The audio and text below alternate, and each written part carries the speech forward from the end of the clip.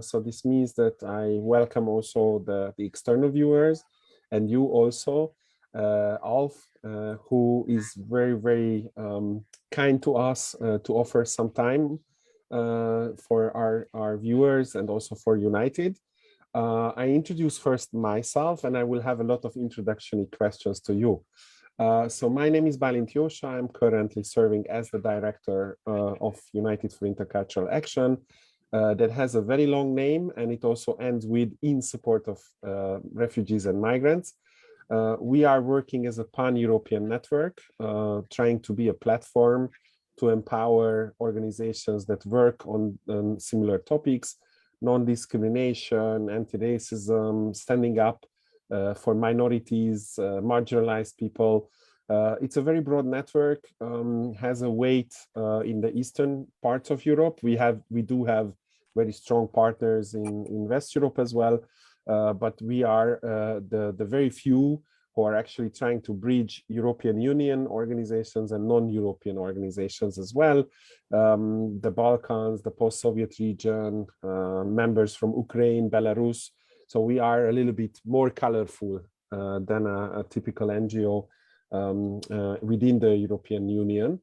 And our focus is in the recent time also migration and the migration crisis, or some say also refugee crisis. And today's discussion will be featuring this topic. We try to ask a lot of questions about this and also your role in this whole situation, because reading your bio is encouraging for our people as well, that with commitment and dedication, you can actually do something. So it's not just fighting a war against invisible ghosts, but sometimes you can actually change the life of people. So I will ask you a little bit about that. And also it is part of a campaign that is circling around the 9th of November. That is the commemorative day of the Holocaust, in special the so-called Kristallnacht, the day of the physical violence starting in the Third Reich in Germany under Adolf Hitler's rule, when actually not the police, not the military, but mostly ordinary citizens and hate-fueled ordinary people were attacking citizens that they considered aliens or enemies or under their status, so breaking in the glass windows and the shop owners, and that's how it was reflecting on Germany as the Kristallnacht, because everywhere on the street there were glass pieces. So we thought that we did a lot of commemorative actions in the past. We tried to link history with today's neo-Nazism and other right-wing extremist ideologies. But we also thought not to always sell sorrow, not to work always on bring black and white pictures of the past and recent actions of let's say the Golden Dawn in Greece or similar attacks against refugees in Greece, Hungary or anywhere on the borders, but also inside the countries, but thinking a little bit about the message of hope and then how to come from where we were in the 30s and think about how did we say never again and how this never again is echoing. Is it echoing at all? Are we going towards something similar that happened in the 30s, and situations like Brexit are similar to the so-called Weimarization of Germany, where actually a democratic culture falls apart and leads to the rise of populism, that leads to the rise of hate, and then leads to world wars. So we are in the time when I think these questions are important and good to talk about. And that's why we invite special guests, thanks to also our network, but also thanks to you that you join us. And these are the things that we're gonna discuss about. So now I give you the words. You might heard this a lot in the parliament, that now the floor is yours, to do a little bit of an introduction and tell us who you are and what do you think makes you who you are, because sometimes this is even more important than a CV or titles, as you yourself said. you don't believe in titles, but of course, they are important. They are the sign of achievement as well. But we are very interested in what made Alf Dubs the person who is Alf Dubs. Very complicated question. A very brief bio. I left Prague. I was born in Prague. My father was Jewish, my mother wasn't.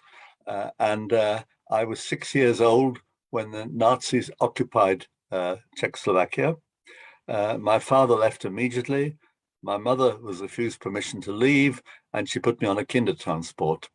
I was lucky in that my father was waiting for me when I arrived in London on the Kindertransport. He died soon afterwards, but I was lucky to the extent he was there. And my mother, despite having been refused permission to leave Prague by the Nazis, eventually did manage to escape and arrived in England. So I was luckier than many who fled the Holocaust at that time. But I do think if I hadn't been on a Kindertransport, my chance of surviving the Holocaust would have been pretty small. Okay, I got to Britain, passionately interested in politics as soon as I was old enough to understand politics, that's to say a few years later. And I was trying to puzzle out why what had happened to me had happened. And I thought that politics could be important because not only did it show that there were evil people in politics, but politics could also be used to address the balance and have a better side of human nature show up than the rather nasty politics that we saw in Europe in the 1930s. So I was very interested in politics. I became a local councillor. I stood for Parliament. I got elected to Parliament. I then lost some years later, and I was then put in the House of Lords, which gave me a second chance. And I was always involved with refugees. I was chief executive of an NGO, the Refugee Council, for some years. And when I got to the Lords, there were opportunities again for me to move amendments. And I did that in order to encourage, in order to facilitate refugee children who reached Europe to come to Britain, particularly if they had families here, but also those that didn't have families here. So it's been quite a long campaign, resisted by the government, but a campaign where we've tried to get public opinion on our side. There have been adverse factors like Brexit, but that's basically what I've been about. And there's some very nasty legislation coming to the British Parliament. It's in the House of Commons at the moment, coming to the Lords later on. Again, legislation which is extreme, which is right-wing legislation, very hostile to the human rights of refugees and migrants. I'm very interested in that, but let's go a little bit in a little bit chronologically, because I have the first question, which is about this Kindertransport. So who was organizing this? What was the driving force? Because I read about it, but I never got the history that well. Like who was doing this? Right. Of course, I knew I'd come on a Kindertransport, but it wasn't until many years later that the person who organized the Kindertransport from Prague actually came out and we got to know publicly who he was and what he'd done. He was a man called Nicky Winton. There were others who helped him. A man called Nicky Winton, a young man who was on holiday, I think, in Switzerland in 1938. A friend of his contacted him and said, you must come to Prague and see what is happening when the first Jewish refugees fled the Sudetenland after the Nazis occupied the Sudetenland after the terrible Munich Agreement in 1938. So he came to Prague, saw what was happening. Then, of course, it got worse with the Nazi occupation, and he felt somebody had to do something. Now, in life, we often see people who say, this is awful, and they go away. He said, this is awful, and said he had to do something. And he organized it. And he battled with the British to get children into UK. He battled with the Nazis, who were very suspicious of his motives. He battled with bureaucracy, and he managed to save 669 children who came on various trains to London. No other country would take them, not even the Americans. Only the United Kingdom would take them, as far as I know. Even for the Americans, they were additional to quota, and so they couldn't come. So he did that. He did it. He overcame all sorts of difficulties. And obviously, it was amazing when I met him, because he's the person who clearly saved my life. But he did it because he saw a terrible situation and decided he had to do something. And that's the difference between people who see terrible things and don't feel the need to do anything, and those that feel they've got to act and do something. And he was in the second category, and that was what made him different from others. Similar people organized Kindertransport from Germany and Austria, but I know less about them. Yeah, during the time of Holocaust and before the Holocaust, there were a lot of heroes. We had also a campaign where we taught them. It was a youth campaign, and they called them superheroes, because recognizing the need of action is something what all superheroes have to have. Otherwise, they wouldn't become superheroes. And so he was a private person. So he was not like organized. There was not an organization behind, or there was no political party or interest group or nothing. Just an ordinary person. I mean, that's really magical. It's a very, very strong story. Thank you. I have a question, which is like, it's just curious, because I've been to Prague, I've been to London a couple of times, and I'm curious how different for you it must be, because Prague in itself is a very different city nowadays also, but I guess in 39 it could have been like a big cultural shock. So what was the first thing that when you arrived to Prague, you arrived to London, of course, meeting your father, but I guess there were a lot of things. So do you remember something particular? What was so different? What were the differences? Don't forget, I was 6 years old. And at 6 years old, one's perceptions are not always the same as they would be if I'd been 16 years old. So you're asking me to be more logical and clear-minded than I could possibly have been. However, when the train left Prague, anxious parents, not knowing whether they'd see their children again, German soldiers with swastikas on their arms, and a 2-day train journey. So I got to London. Well, of course, there were no swastikas, no Nazi soldiers, and London was clearly preparing for war and for bombing. There were barrage balloons. I think most people don't know what barrage balloons were. I can digress a moment. They were very large balloons, enormous balloons, size of a house or more. And when there was a danger of a German bombing raid, these balloons were let in the air, and it meant that German bombers had to avoid the balloons, and they had to avoid the cables that held them there, otherwise they'd crash. So they had to fly higher, the theory being that put them more in the reach of anti-aircraft guns. Anyway, I saw these in parks and so on. There were these balloons everywhere. And then when the war started, I was learning English. I spoke Czech and German. I couldn't speak any English. I had to learn English. And get used to a different country and different food and so on. But, you know, at the age of 6, one adapts more easily. One learns languages more easily than the age of 20 or 30. It wasn't that difficult. I don't remember it being difficult. And I think I learned English fairly quickly without too many problems. But and then, of course, the war came, rationing and bombing and so on. And I grew up in this.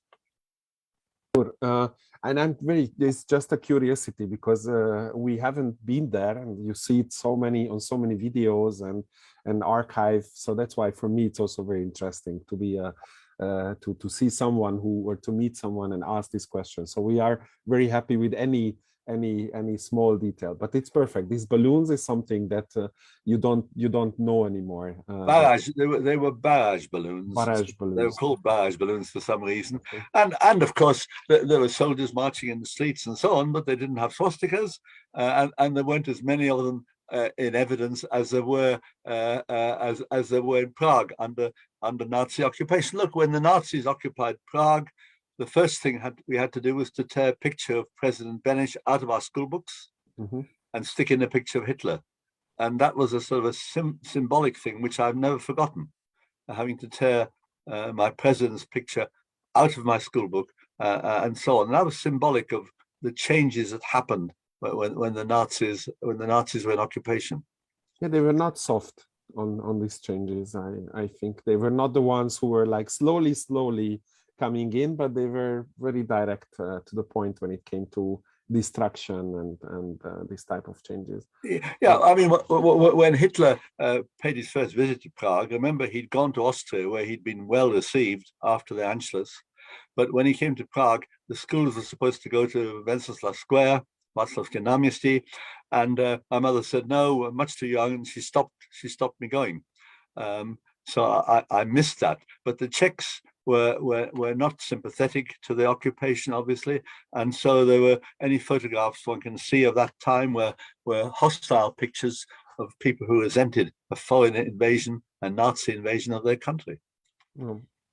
And going back to UK a little bit also in history, what was the atmosphere of reception? Because I know, as you said, you were very young, and I understand. I mean, I don't remember how was my 6th year, but did you feel different? Like, was it more like welcoming, or was it a little bit hostile, or how do you think? How did you feel there? What was the attitude towards refugees? Well, I think, given the war had started, I think more curiosity. We were sort of odd people who'd arrived from the continent, and here we were, and not speaking much English, and suddenly arrived in areas of local communities. So it was more that I didn't sense any hostility. Later on, when my mother was trying to get jobs and things, particularly after war, she had difficulty because she had real difficulty in getting the sort of jobs she ought to get. And she heard after an interview panel where they turned her down, she heard one of them say, "We're not giving a job to that bloody foreigner." So there were clear elements of that, but I wasn't really at the receiving end of the hostility. I think some of my school friends just thought I was a little bit odd and different, but I gradually learned not to be different because that's how children behave. Assimilation is a strategy. It's not a must, and we are not a big fan of it. But it's a coping mechanism. Did you go back to Prague after 39 for a long while? I guess not. And then the wall between East and West was made. So when was the first time that you could return to? I actually returned twice under the communists. Once in about 60, 61. And then I went back again for a conference then in 1969, which was a year after the Prague Spring. Mm-hmm. So I went twice under the communists, and I've been back lots of times since, for political visits and for holidays. But the first time under the communists was quite interesting. My wife and we drove there, and people thought we were quite interesting because there weren't that many Westerners arriving in Prague.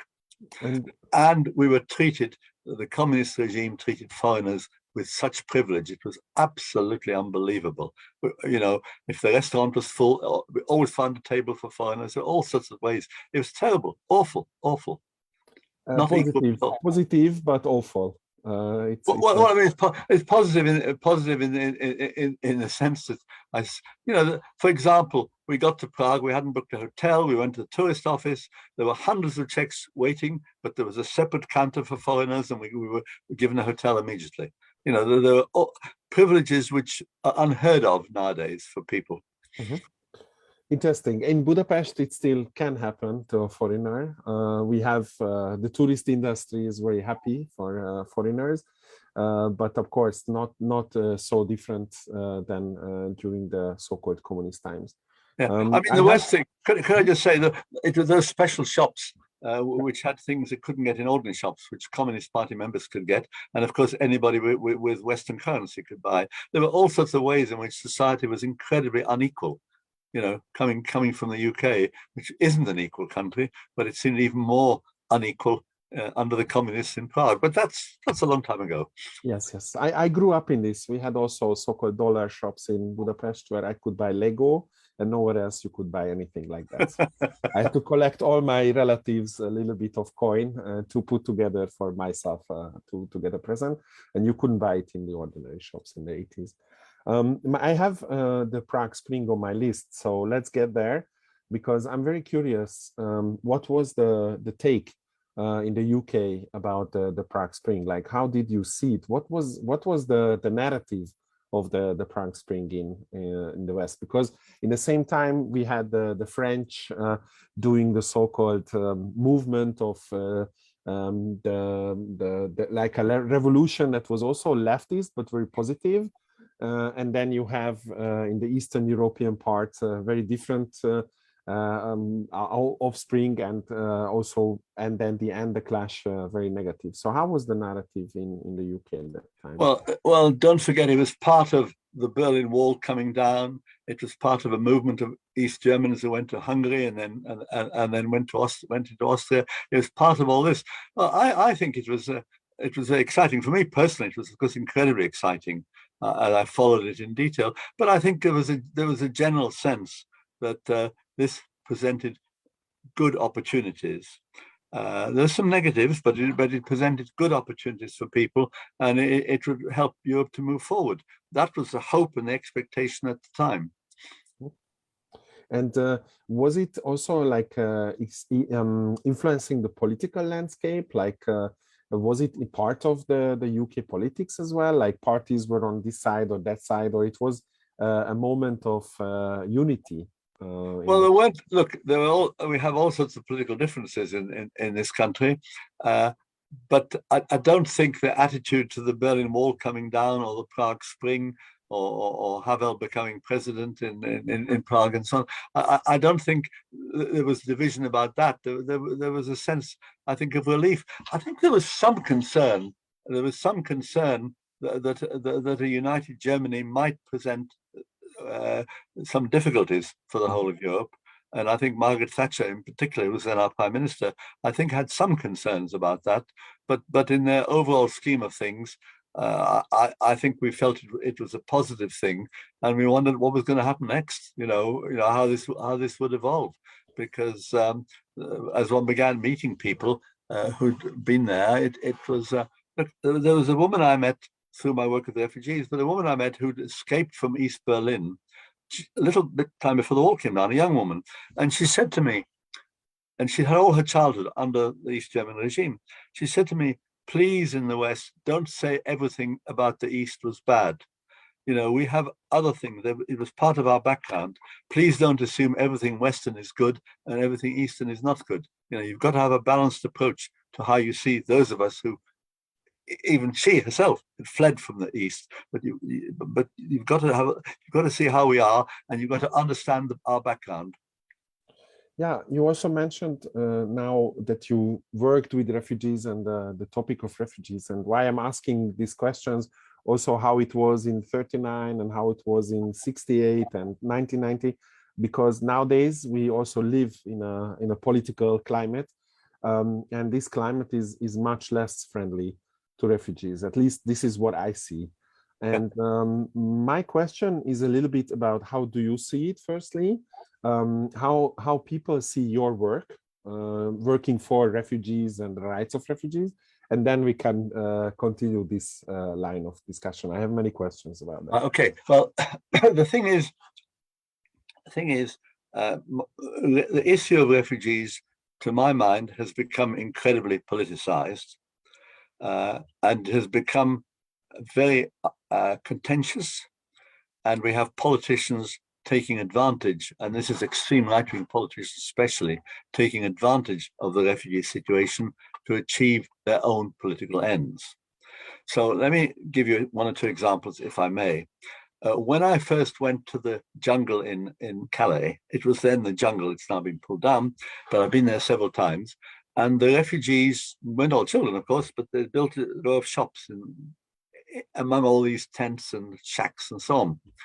And there were on display there rubber bullets and tear gas canisters. And I said, what are they for? And they said, well, not long ago, the French government cleared half the jungle. That had gone by the time I got there. And they used tear gas and rubber bullets on the refugees. And I said, but how can that be? These are refugees. How can you use such weapons against refugees? And the answer was that the then French government, before Macron, the then French government was very concerned about the activities of the National Front in that part of northern France, in the Calais area, and they were trying to prove how tough they could be with the refugees. To which my only comment was, you do not defeat fascism by behaving like the fascists. And that seems to me absolutely fundamental, and we've got to stick with that. And then the next just the next example, set of examples is this, that sadly, I've seen in various European countries, the extreme right-wing political parties have exploited the refugee situation in order to achieve political and electoral advantage. We saw that in Germany, where Angela Merkel was badly damaged by that. We've seen it in Austria, we've seen it in France, the National Front, we've seen it in Italy, we've seen it in Greece, and of course, if I may say so, as far as I understand, the Hungarian policy stated by the Hungarian government has been, refugees are not our concern, we're only interested in white Christians. So Hungarians were never actually, they're all part of this extreme right-wing set of attitudes to refugees. But it is very shabby, and the only weapon we have is to get public opinion on our side. And that's what I keep in any efforts I have, is to get as public opinion on side and to say to people, these are humanitarian issues, these are vulnerable people who've suffered dreadfully. We must not exploit them for political reasons. We must provide them with safety and humanity. Yeah, I have a button on me which you push. I can have like an hour-long discussion about the Hungarian government's refugee policy, and it will be very critical. I just give you one example also from the crisis time in 2015. Media was absolutely banned from every temporary places where refugees arrived and were monitored, and they were not allowed to go in. And then in one of the places that was very near to the border, originally meant for 500 people, for 3 days, they didn't clear the place. So there were like 2,000 or a little bit more.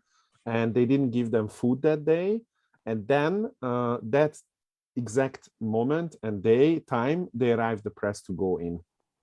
When there were 4 times more people who didn't get food for over 12 hours. So this is when the media saw these people. And of course, the portrayal was not too positive, because they were angry, they were shaking the cages, they wanted to get out. It was really like, I couldn't compare it to anything than a slaughterhouse just before the animals go and get killed. This was the attitude of the Hungarian government towards refugees. But you see, it isn't, as you know, it isn't just the Hungarian government. We have seen political parties, maybe not governmental, hopefully, political parties who've adopted similar positions. And I mentioned the countries, and these are dangerous threats to democracy and to human decency, that there should be political parties that are seeking cynically to exploit the refugee situation. And the only safeguard we have is public opinion. That's the main, politically, we have to get public opinion on our side. I'm repeating myself now. Yes. I ask you very, very clearly about Brexit and migration. What do you think? Did it play a role, or how big role it played that actually Britain voted Brexit? Migration as a topic. Because in Hungary, that is one of the narratives we say. So okay. I can only tell you, I was passionately in favor of us staying in the European Union. There are a lot of things wrong with the European Union, but I still think that in the interest of international solidarity, it is better to be a member than not to be a member. That's point one. I probably knocked on as many doors in Britain as anybody you'll meet in campaigning against Brexit, and it was pretty clear to me that the main moving force was freedom of movement, something which was handled badly, but freedom of movement, and this was whipped up into a campaign. I mean, Boris Johnson said that if we didn't leave the EU, 70 or 80 million Turks were poised to enter Britain. And indeed, and of course, Nigel Farage and UKIP, they also exploited the refugee situation. So when I knocked on the door and the woman said to me, I was mainly in an area where the majority will remain, but and she said to me, she's going to vote to leave. And I said, why? And she said, because of these people coming in.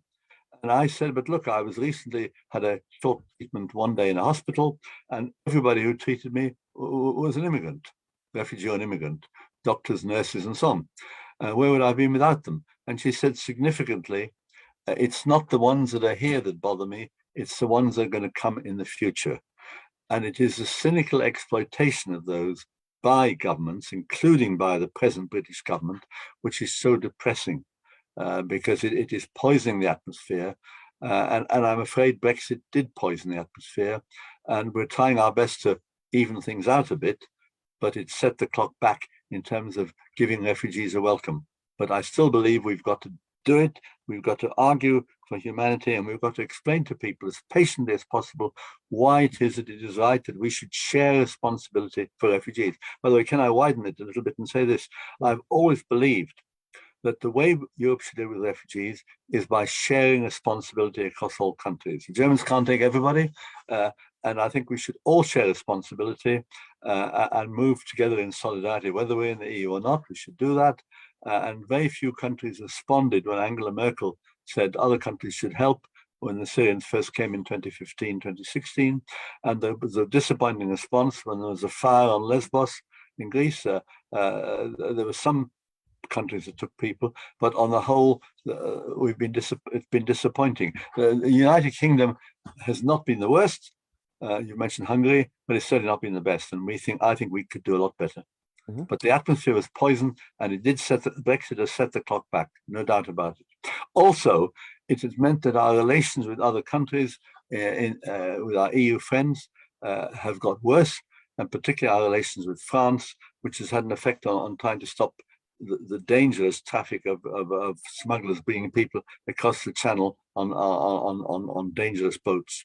Yeah, I think the time you spent inside the European Union and after Brexit, it will take that many years actually to find UK's next position. So I think Brexit will be for generations to come to overcome from the backlash what Brexit caused. And also if you go to the right direction, because that's not clear. We don't know what the future holds, but I am positive that a lot of people did learn from this, and maybe it's also like never again. So we learned from the lesson, we know where it goes. So hopefully other countries won't join. My question relates also again to politics, because we talk about narrative, and you also said that we have to kind of insert more solidarity. How are the so-called traditional leftist parties and migration?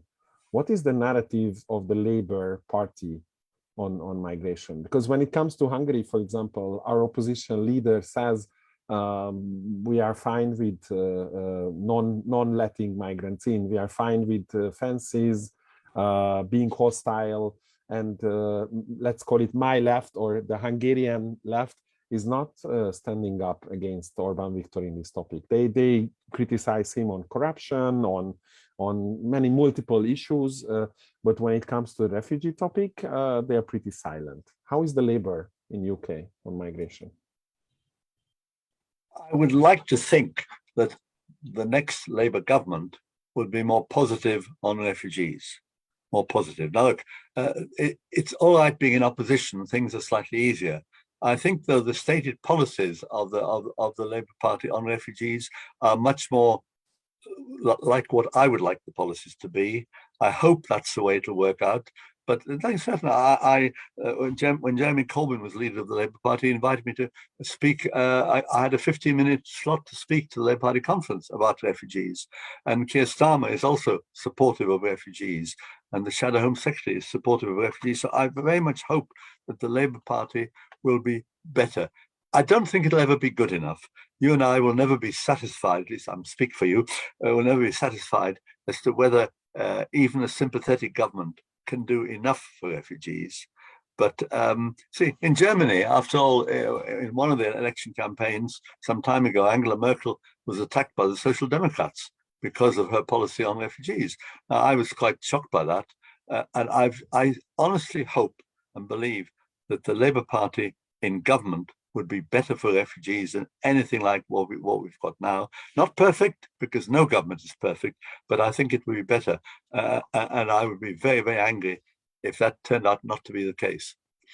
Yeah, I have a friend who is very young, I work a lot with youth, and she said, if I would be president, what could I do? And I told her, like, if you would be president, till actually an actual decision is made, you would have 8 or 10 people in between you and the actual act of something. So if we see a border policeman, how far a border policeman and the prime minister are from each other. So how many people are in between.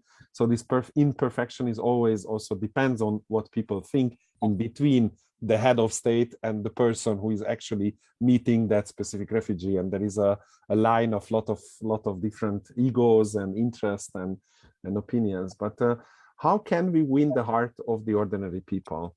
How can we, what do you think when, and of course this is also a big question and very complicated, but how can I convince my neighbor who never met a refugee, who always lived in the same village, believing in his own faith or her faith, and thinking, okay, these refugees, if they come here, they will become my problem.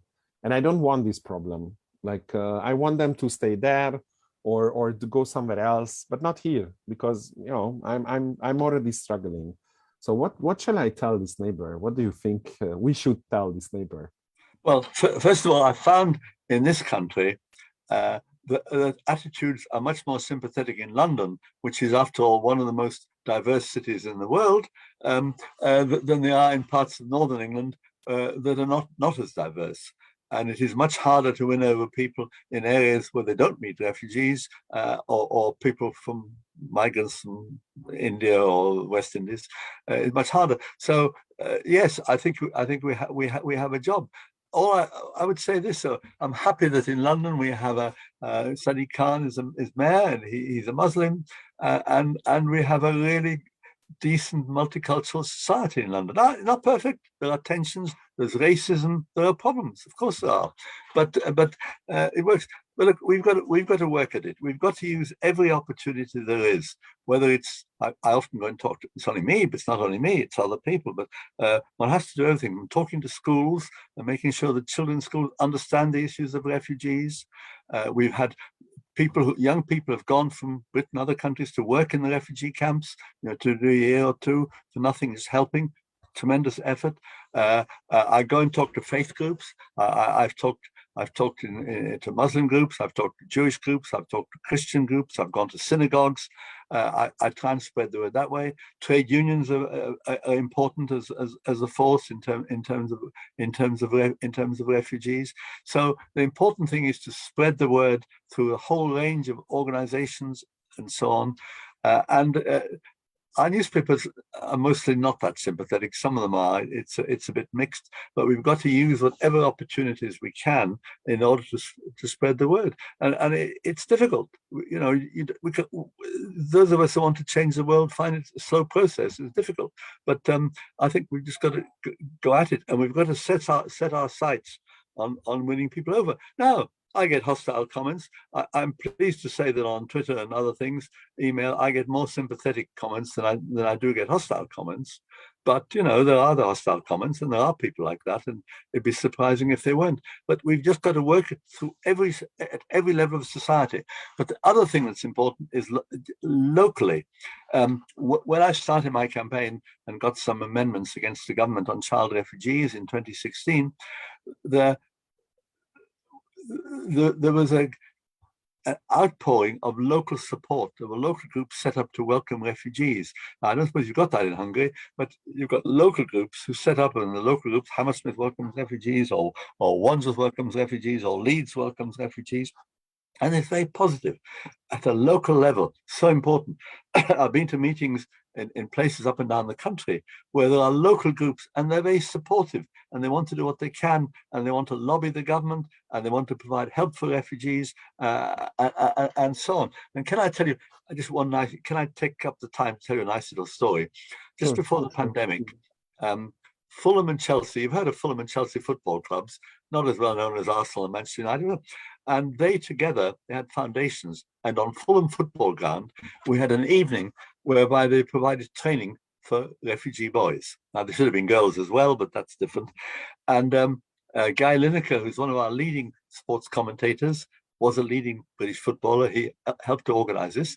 And we had these 20 or 30, 40 boys, Syrian, Afghan, and so on, all playing football on this wonderful football pitch, the floodlighting and so on. I didn't play football, I walked on it.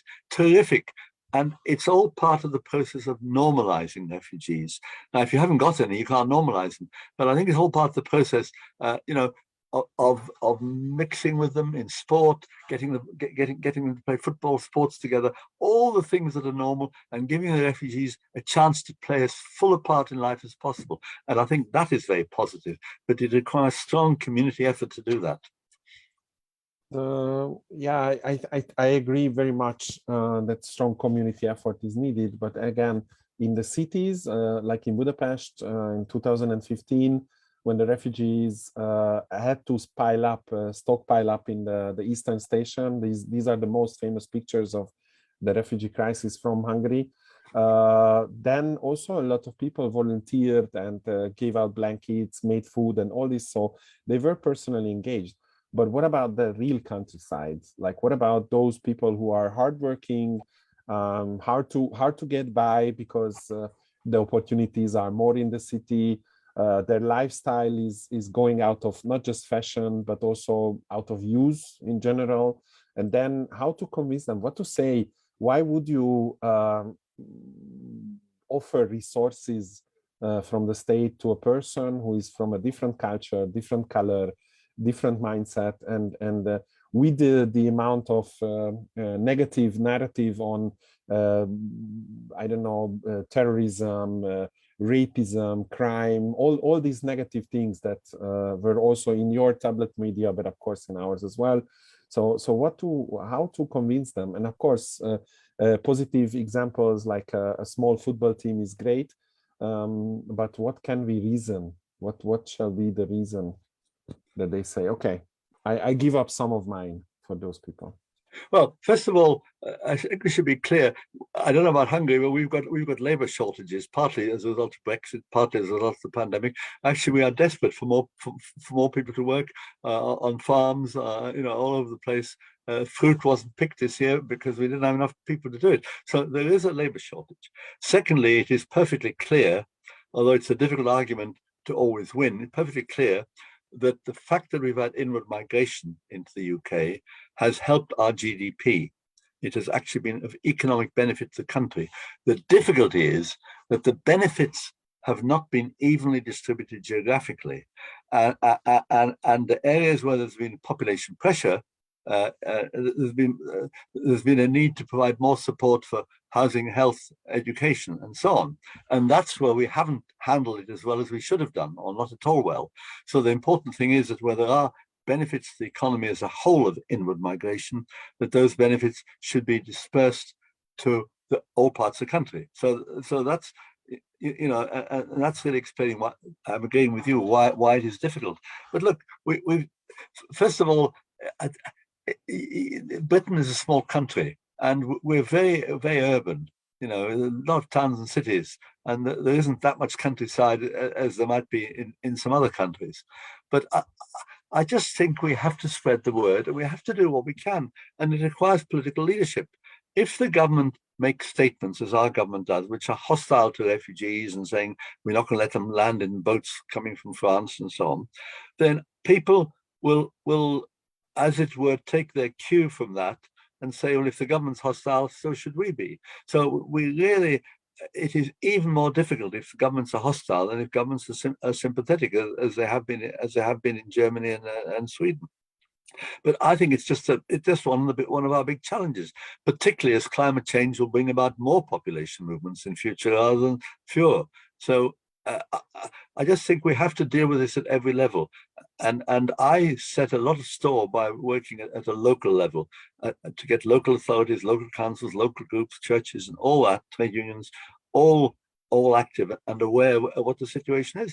And you may argue that that's not enough. Well, it's not a perfect world, and we have to do our best. We have to decide what we're aiming to achieve, and if we do that, if we have some chance of going in that direction. But if it were easy, we wouldn't be having this conversation, would we? Oh, definitely. And just to reflect your let's say logic or attitude with ours is like the word united is not an accident. So we also think that this type of unity between organizations that work on different topics, because we are not just a network of migrant organizations, definitely not. We have members that are working on the Roma community, the LGBTQI plus community, and our word was that we have very similar enemies and we have very similar issues. We represent different groups and we have different methods, but let's do these differences and put aside and then look at what is the common good. And this common good is human rights. And we all have the common values and focus on that. And I believe the key word that you mentioned, and I think in the UK it's much better, is the trade union, because in Hungary, and especially in the Eastern European part of Europe, trade unions are much more dysfunctional than in the West. So in general, they are missing from this coalition. Unfortunately, our trade unions also have become weaker as the structure of the labor market has changed, as heavy industry has declined, coal mining has gone, and all the industries where trade unions had a very strong and militant base, they've gone. And it is much more difficult for the trade unions to unionize some of the new industries, the service industries, and so on. So our trade unions are much weaker, unfortunately, than they were before. They're good in some industries. They're good in industries like transport and so on. But it's not as easy here as you're suggesting it is. No. But it's a comparison issue. Not. I wouldn't say it's not very easy. I think it's no country on the planet where migration is easy. Okay. Yeah, but look, I'm sorry if I sound not as clear as to what we can be doing about all this and public opinion and so on. But we simply have to, as it were, mobilize all the resources that there are in a society, in a country, in a community, to mobilize them all, and all the centers where there's influence, where people work together, and bring all of this together and have as much unity in society as possible on that issue. And I'm sure we could do a lot better. We could do a lot more than we're doing, but these are the challenges. Sure. And this conversation is soon to be over. And I hope that it also helps those that are watching and also that will watch later to get some ideas and also some inspiration. But I would like to ask you for a direct quote, something that is the message of from hate to hope to the young people that are also watching this and might get inspired by someone who spent most of his time or a majority of his time also working for refugees. So what is the so-called short message to young people of the future? It's quite difficult to do a short message. A long message is easy. Can I just talk a little bit and see if we can get a short message out of it? I think we have to believe in our own ability to achieve change. We have to believe in the refugees are capable of helping us to influence that change. We have to believe in the refugees as people who will contribute to our society. And we have to believe that such change is possible if we can mobilize all the strength in our society against the powers in our country, against the powers that work the other way. So I suppose something to the effect that we have to believe in our ability to achieve change, to be humanitarian, and to mobilize in a sense of solidarity our whole society and communities for the better. I think that's a perfect message. Thank you very much. Wasn't they short?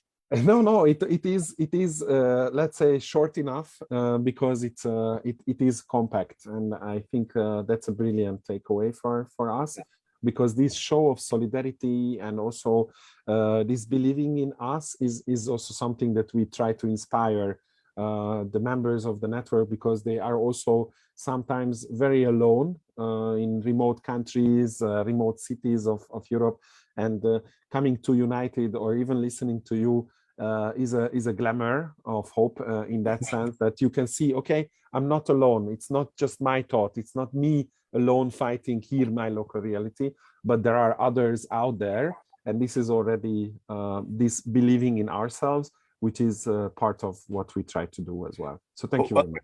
If I could just add, can I just add a second? You mentioned travelers, Roman travelers, another very important issue. Yep. I've been shocked at some of the things I've seen. You mentioned LGBT and so on, very important issues. I think we've dealt with those up to a point in this country. There were long battles, but these are all important issues, and they all reflect something we should have in common. But the important thing is, it isn't just in anyone. It isn't just solidarity across communities in one country. We also have to look at ourselves as Europeans, and we have to see how we can achieve solidarity in what we're seeking to across Europe as well. So this is of wider concern than just within any one country. Yes, I agree. Thank you very much for the conversation. I will stop the recording in the live feed now. Just a second.